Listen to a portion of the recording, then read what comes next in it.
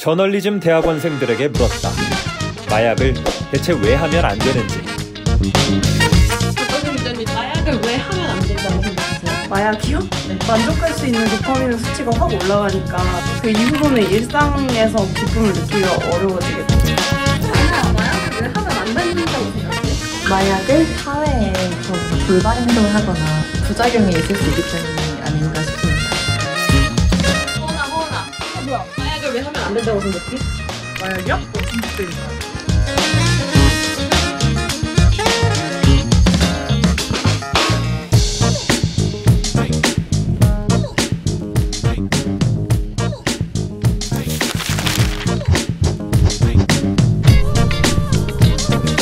안녕하세요. 단비뉴스 양혁규, 이선재, 안소연입니다.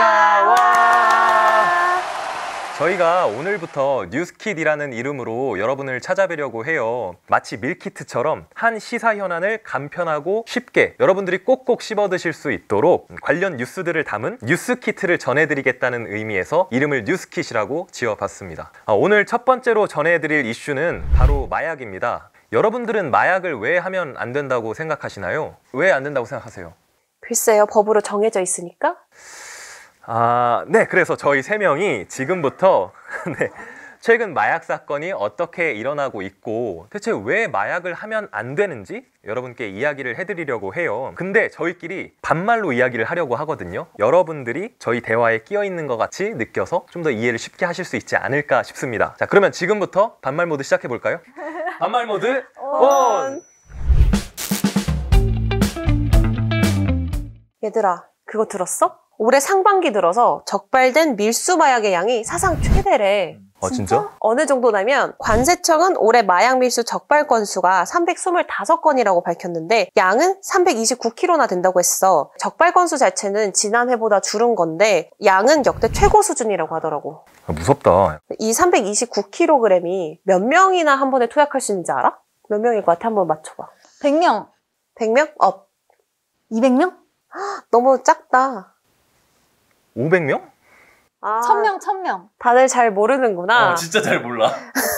이 329kg은 505만 명이 동시에 투약하거나 흡입할 수 있는 양이래. 진짜 엄청나지. 와. 더 무서운 건 건당 적발량.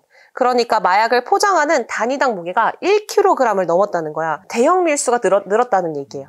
그리고 마약류 사범의 수도 증가하고 있어. 그러니까 마약을 파는 사람도 있겠지만 마약을 하는 사람도 늘어나고 있다는 건데 2013년 9,764명에서 이제 10년 만에 2022년 18,395명으로 2배 가까이 증가했대.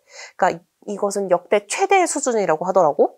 이 중에서도 10대, 20대 사범수가 10년 만에 6배나 늘었다고 해. 그러니까 우리 주위의 친구들 중에서 마약을 하고 있는 사람들이 늘었다는 거야. 인터넷이랑 주로 SNS상의 메신저라든지 다크웹을 통해서 마약을 몰래 구하기 때문인 건데 근데 이번에 연예인들도 많이 걸리지 않았어? 맞아. 배우 유아인은 코카인, 대마, 케타민, 프로포폴, 졸피뎀 등 5종의 마약을 상습 투약한 혐의를 받고 있어. 배우 이성균과 가수 지드래곤도 최근에 불구속 입건됐대. 이성균은 대마와 향정, 지드래곤은 마약 혐의라고 하더라고. 아니, 코카인, 대마는 이제 많이 들어봤는데 케타민? 졸피뎀 이런 건 좀 어려워 약간. 그치, 나도 케타민은 처음 들어보는 것 같아. 그건 내가 설명해 줄게. 마약은 크게 5가지로 나눌 수가 있어. 천연마약, 합성마약, 향정신성 의약품, 대마초, 그리고 흡입제 이렇게 5가지가 있는데 천연마약은 천연 재료로 만드는 마약들을 말해. 아편, 모르핀, 헤로인 다들 들어봤지? 그리고 코카인 이게 다 여기 천연 재료로 만드는 천연 마약들이야. 그리고 이제 합성마약이라는 게 있어. 합성마약은 강력한 진통제 개발의 필요성에 따라서 인위적으로 만드는 마약들이야. 그래서 천연마약처럼 그렇게 강한 의존성을 가지고 있지는 않아. 하지만 금단 증상 같은 걸 유발을 하고 어느 정도의 의존성은 있다고 해. 이제 향정신성 의약품에 대해서 이야기를 해줄 거야. 향정신성 의약품은 인간의 중추신경계에 작용하는데 오용, 남용하게 되는 경우에 국가적으로 제재를 가하는 약품들을 말해. 그 향이라는 뜻이 향할 향이라는 뜻이야. 정신적인 부분에 영향을 미치는 정신적인 부분을 향하는 약물들을 말해. 그러면 향정신성 의약품에는 어떤 종류가 있어? 일단 첫 번째로 각성제 다들 들어봤지? 각성제는 중추신경, 뇌와 척수를 자극해가지고 교감신경계를 흥분시키는 정신 흥분제를 말해. 남용되고 있는 거는 필로폰, 히로폰 다들 들어봤지? 그치. 이제 두 번째는 중추신경 억제제야. 완전 반대네, 각성제랑. 각성제와. 이완시켜주고 조금 안정되게 만들어주는.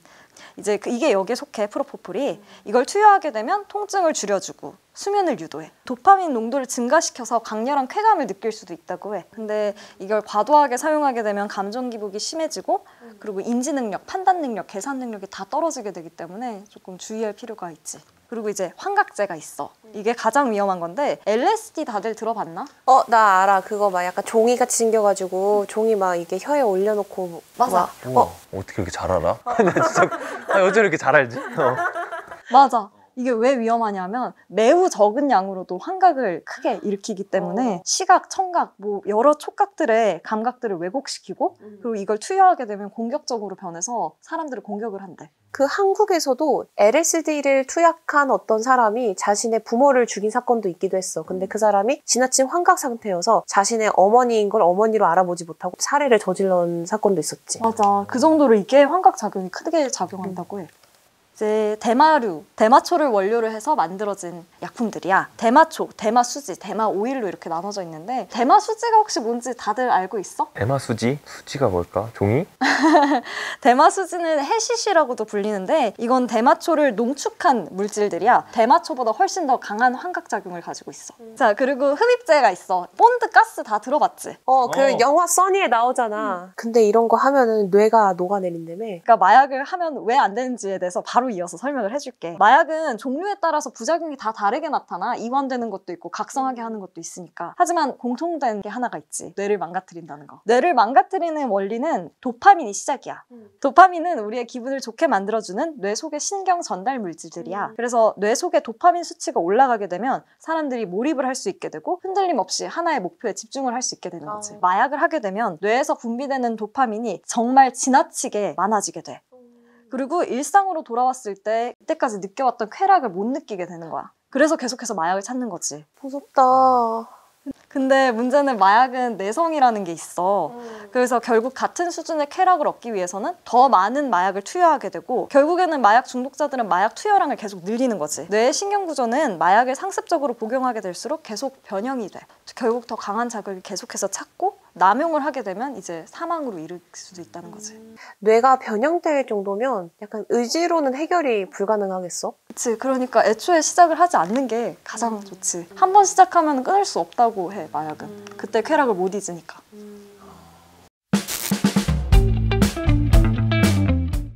얘들아, 근데 왜 술, 담배는 합법이고 마약은 불법인 거야? 환각에 취해가지고 남한테 피해를 줄 수가 있잖아. 근데 술 먹어도 마찬가지잖아. 술 먹어서 취해서 음주 사고도 일어나고 담배 피워서 막 피해주고 그러잖아. 마약이 술, 담배보다 중독성이 더 심해서 그런가? 그래서 내가 왜 술, 담배는 합법이고 마약은 불법인지 알아봤거든. 한국마약퇴치운동본부에서 이제 이야기를 했나 봐. 마약 중독이 굉장히 회복하기가 힘들어서라고 얘기를 하더라고. 사회적 영향력 측면에서도 술, 담배랑 다르고 술 마시고 저지르는 사고가 개인의 과실이지 사회적 병리 현상이 아니라는 거야. 사회적 병리라는 거는 뭐 개인 혹은 집단 사회에서 하나의 기능을 할 수 없음을 얘기하는 거잖아. 물론 술, 담배도 마찬가지로 신체에 해롭고 사회 범죄로 이어질 수 있지만 마약했을 경우가 그 정도가 굉장히 더 심하기 때문에 불법으로 정한 거라는 거지. 술을 먹고 사람을 폭행하거나 그렇게 되면 또 범죄가 되고 마약을 하고 사람들한테 위해를 가하는 경우도 있잖아. 둘 다 똑같이 처벌을 하는데 술 같은 경우에는 술을 먹은 행위 자체로는 처벌을 하지는 않잖아. 근데 마약은 왜 마약을 했다는 것 자체만으로 처벌이 되는 거야?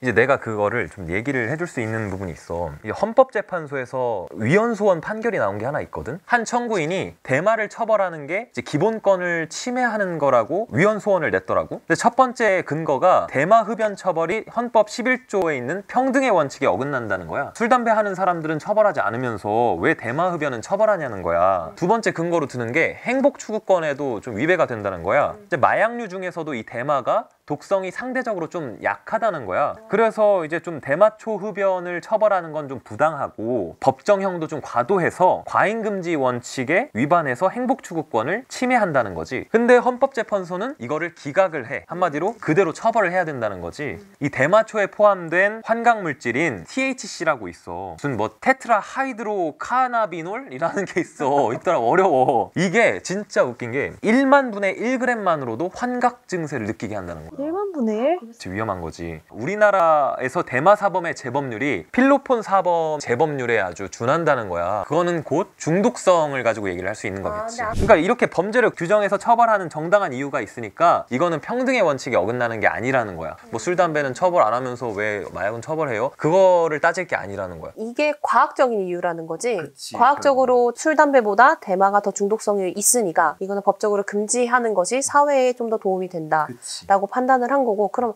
사회적인 맥락에는 어떤 이유가 있어? 이제 사회적인 맥락에는 현실적인 부분을 좀 볼 필요가 있는데 형사처벌적인 면을 좀 볼 필요가 있을 것 같아. 술과 담배는 이미 오래전부터 우리 국민들한테 만연해 있잖아. 기호품으로 자리를 잡아서 퍼져 있고. 그래서 그런 음주나 흡연 행위에 대해서 단속이나 형사처벌을 하는 게 비현실적이라는 거지. 한마디로 정리를 하면 중독성이 강해서 사회 범죄로 이어질 가능성이 다분하기 때문에 우리가 충분히 법으로서 규제할 만한 소지가 있는 것이다 라고 이해를 하면 될 것 같아. 물론 1차적으로 개인 신체에 해로운 게 분명히 강하고. 내가 지난해 12월에 태국으로 취재를 다녀왔는데 길거리를 돌아다니는데 막 대마 표시가 그려진 상점들이 엄청 많은 거야. 그래서 대마는 좀 괜찮나? 물론 난 하진 않았어. 나는 준법 시민이니까. 근데 되게 한국과 인식이 많이 다르구나 라고 느꼈는데 경계심 자체가 많이 낮아진 것 같아. 막 영화라든지 주변에 손쉽게 닿을 수 있다라고 생각을 하니까 10년 사이에 10대, 20대의 마약 사범이 6배나 늘고 이런 현상들이 우리가 좀 다시 경계를 할 필요가 있지 않을까? 자, 그럼 우리 다음번에는 어떤 키트로 돌아올까? 여러분들도 이제 궁금한 거 있으시거나 너무 어려웠다 댓글로 남겨주세요. 고민해서 또 찾아뵐 수 있도록 하겠습니다. 네. 자, 지금까지 뉴스퀴즈였습니다. 와.